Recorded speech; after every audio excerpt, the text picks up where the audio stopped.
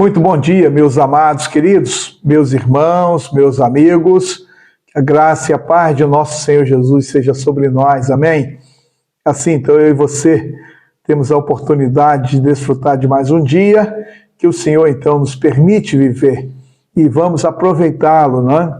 Eu sei que você tem muitas questões para resolver, né? Tem aí o seu planejamento do dia de hoje, né? Que Deus, então, te abençoe com a sua casa, a sua família, e assim, então, seja de fato um dia muito proveitoso para todos nós.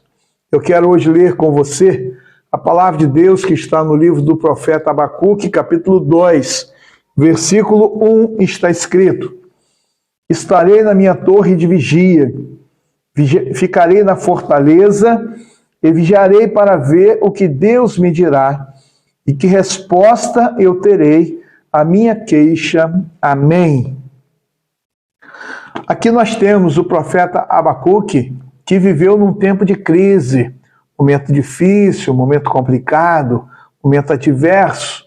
Então, algumas coisas estavam acontecendo, não é? Tanto a situação da opressão, da desigualdade, da carestia, não é? Então, as situações, não é? Muitas vezes como resultado do povo viver na idolatria, no distanciamento de Deus, e podendo então colher como resultado, então, uma realidade de sofrimento, né? De dor, de tristeza. Então, em meio a tudo isso, o profeta está inquieto, ele está no meio de uma grande confusão, não é? Social, espiritual, política, e é nesse contexto, então, que ele abre aqui o capítulo 2, e quando ele diz, né, que ele estaria subindo a uma torre de vigia. Veja bem como está escrito aqui na versão: estarei na minha torre de vigia. Podemos pensar que ele estava retirado, ele estava num lugar mais sossegado, mais tranquilo, onde ele pudesse se colocar diante de Deus numa atitude de espera, de expectativa do agir de Deus. Eu vou me colocar aqui, vou ficar aguardando, vou ver o que vai acontecer. Como que Deus estará agindo sobre tudo isso? E aí a palavra de Deus diz que o profeta Abacuque fala assim: eu vou me colocar sobre a fortaleza. Aí você pode pensar nas muralhas que cercavam a cidade, muralhas que naquele contexto servia, para a segurança dos moradores, dando proteção em relação aos inimigos, e ele também está aqui na muralha. Ele está na fortaleza. Podemos pensar que a maneira pela qual ele se retira na espera do agir de Deus, ele também está na fortaleza com uma realidade de segurança, de proteção. Mas aí nós temos as duas partes finais, que são importantíssimos para nós. Quando ele expressa: eu quero aguardar.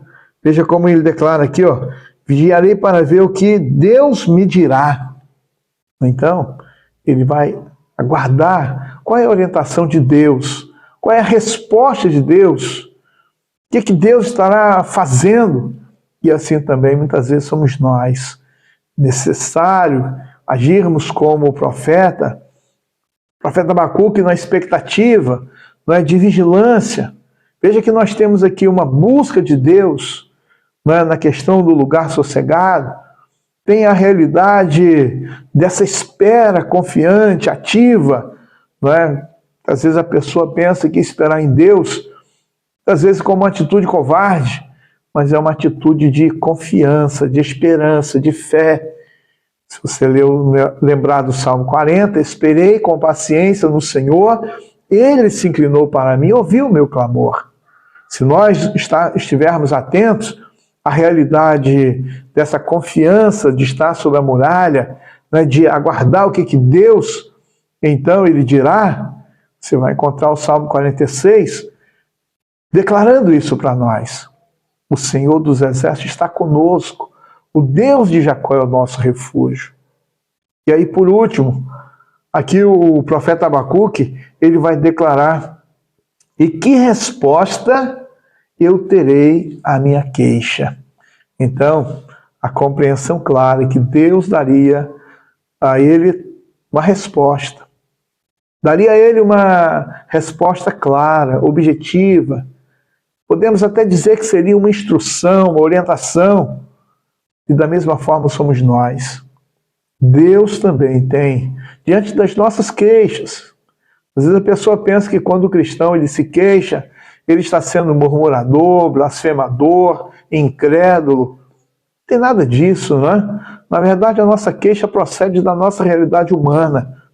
Nós nos queixamos diante do nosso sofrimento, ou do sofrimento de alguém que nós amamos, de uma luta tremenda que às vezes as forças estão acabando. De repente nos queixamos diante do Senhor. Senhor, será que o Senhor não está vendo? Senhor, será que o Senhor não está percebendo aquilo que está acontecendo, a injustiça que eu estou sofrendo, a perseguição, a dor, a luta? Então nós nos queixamos. E é importante, né, nós estarmos atentos que o Abacuque, o profeta, ele também está dizendo, quero ver, eu quero saber o que Deus tem. Qual será a resposta que ele tem para a minha queixa?